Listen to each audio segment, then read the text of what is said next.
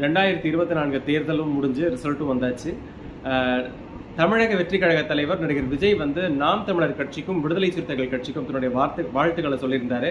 என்ன காரணம்னா, ரெண்டு கட்சிகளுமே வந்து மாநில அந்தஸ்தை பெற்றிருக்கிறாங்க. நாம் தமிழர் கட்சி 8% வாக்குகளும், அண்ணன் திருமாவளவனுடைய கட்சி வந்து 2 எம்பிக்களும் ஜெயிச்சதுனால மாநில அந்தஸ்து அந்த கட்சிகளுக்கு கிடைச்சிருக்கு.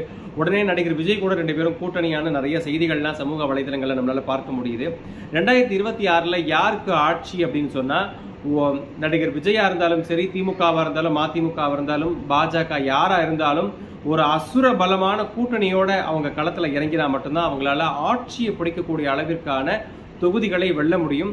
அதற்கு உதாரணம் தான் 2024 தேர்தல் முடிவுகள். தமிழ்நாட்டில் திமுக அசுர பலத்தோட நிறைய கூட்டணி கட்சிகளோடையும், காங்கிரஸ் கட்சி 33 கட்சிகளோட கூட்டணியோடையும், பாஜக குறைந்த கூட்டணியோடையும் தான் ஜெயிக்க முடிஞ்சது. ஸோ விஜயும்